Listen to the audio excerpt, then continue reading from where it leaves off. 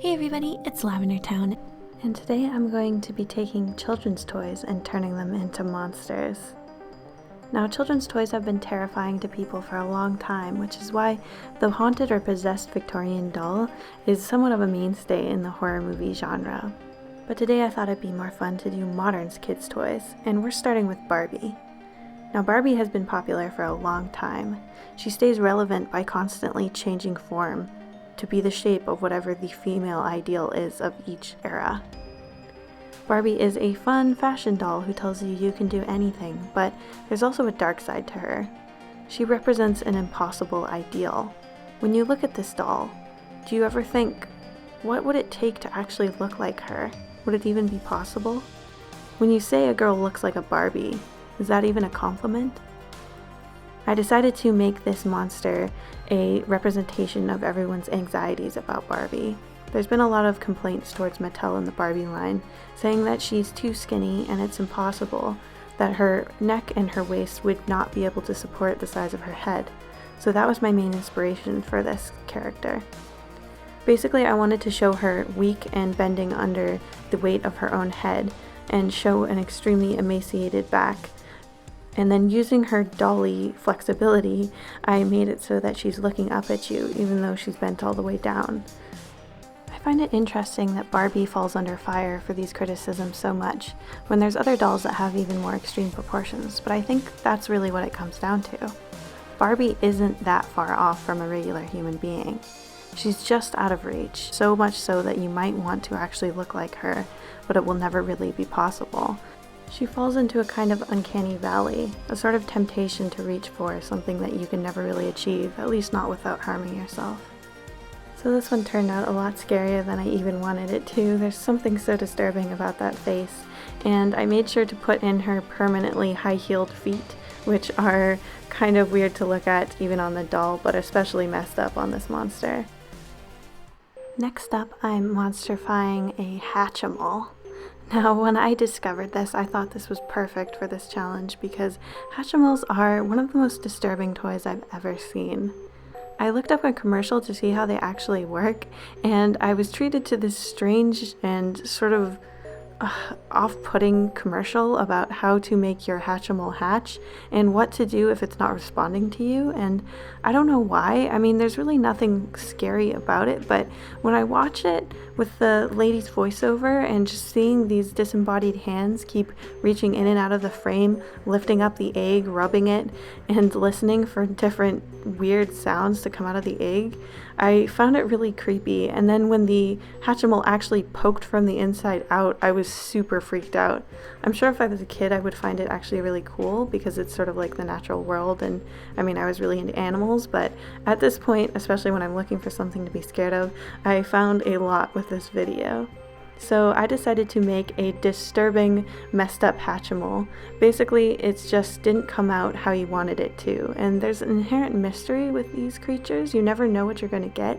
You buy them as an egg and you don't know what's inside, so I thought this would be perfect to have a sort of messed up, radiated monster to come out of.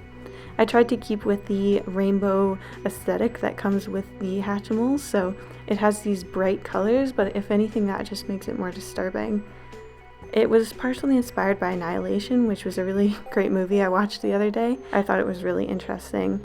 I had never seen such a scary movie be so colorful, so that was really my inspiration with this one. Next up is kind of a throwback toy, so I'm not surprised if a lot of you don't even know about it, but this is called an Aqua Pet. Now, a lot of people only remember it because it has kind of a weird shape and a lot of people make fun of that, but I've always thought that these are actually kind of creepy rather than funny. There's something about the fact that there's just a little bubble of air inside that make me feel like it's not quite an aquarium. I don't know, there's something about it that always made me feel like the Aqua Pet was like drowning in there, especially because the character design doesn't particularly look aquatic, so they always kind of freak me out. These are basically just a cheap knockoff of like a Tamagotchi with sort of an aquatic aquarium feel as its like distinguishing trait, but yeah, I never had one of these, but I just know that you poked different buttons to like feed it and it would make sounds and light up. But yeah, I just thought I would have this Aqua Pet like trying to stay at the top of the little tube to get air because it's actually not aquatic and it wants to get out. And yeah, this is one of those things that turned out so dark I feel kind of bad for even drawing it. Like, I feel sort of horrible. I actually did a little sketch after the camera was shut off where I drew him outside of it, like safe and sound, because I felt so guilty for creating this character that was like perpetually drowning. So now at least he has a happy ending. Next up is the Lalaloopsy, and I almost didn't use this doll because they're already so scary. I don't even know what was the idea here, but basically they're these terrifying voodoo looking dolls, and it basically just drew itself. Like, these are already so scary looking. They have the button eyes from Coraline, and they just generally look like scary, horrible voodoo dolls. So what I did to make her scarier is I took the whole voodoo thing to the next level, and I had the pin sticking through her. I heard that voodoo dolls in their actual traditional use were like not inherently violent and scary, so this is based on the like Western idea of what a voodoo doll is, not the actual usage of one. And then basically I just like tore her up and made her look as terrifying as possible, and I wanted to fill her up with a stuffing that would look spookier, so she has like a pink stuffing inside of her so that it would look a little bit grosser, like, I don't know, guts or something. At this point I'm just trying to make everything look a bit scarier, but when it comes to this doll, again, I feel like all the work was done for me. Like, Lalaloopsy is already so friggin' scary. Every time I see one of these in Goodwill, there's always like 2 or 3. I'm just creeped out. Like, I don't understand who thought these were cute. I mean, I kind of love them because I love creepy cute things, but like, anyone who doesn't think they're creepy is crazy. So this was actually the greatest challenge, I think, for me, because it was already sort of creepy. Like, I didn't know how much to change. Basically all I did was tear up her her sort of stuffing and stuff so that it would look more damaged and scary, and then I made the thread more prominent because thread isn't a big part of the Lalaloopsy doll, and I wanted it to be a bigger part.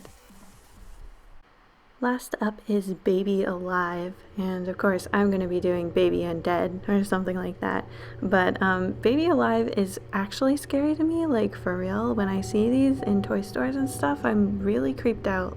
There's something about their big open mouths that just like, I don't know, it's really weird, and like, I'm already kind of afraid of babies, to be honest. Like, I don't know what it is, they kind of spook me out, and especially when like a baby's crying in a horror movie, like I get real anxious, like I just feel really bad. So like, baby dolls are very creepy to me. There's something about these like sort of semi-realistic faces that are also like sort of, they always have like weird girly Barbie eyes on them, but then the rest of their face is modeled like a regular baby.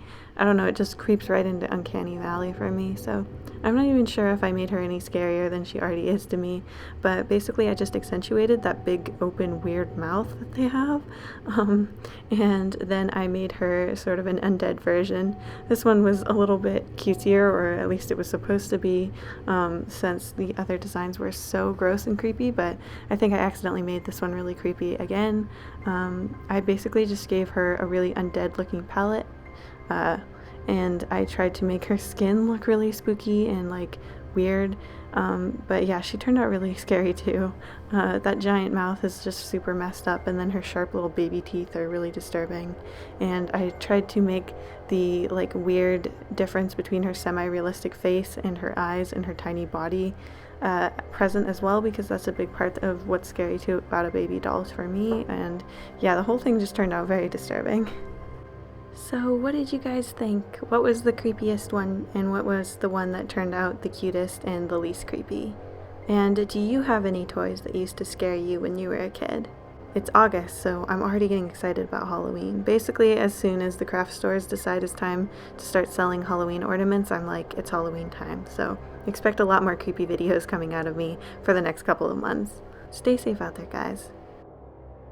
Big thank you to my patrons, including Scott Peterson, Christy Stewart, Payne Hamill, The Artsy Moose, Elizabeth Albin, Cal Popone, Cameo Sparkle, Hanuki, Zixith, Ollie, Neko-sama, Hope Chilsum, Abriana, Trasomaniac, Micah Dactyl, Okamore, Matthew Kunke, Blep, Sergeant Pendulum, Lena Christine, Baba Green, Taka, Lovely, Mystic, Enzo Jobert, Your Boy ST, JJ Jade, Lib Lib Blah, and Addy Visual.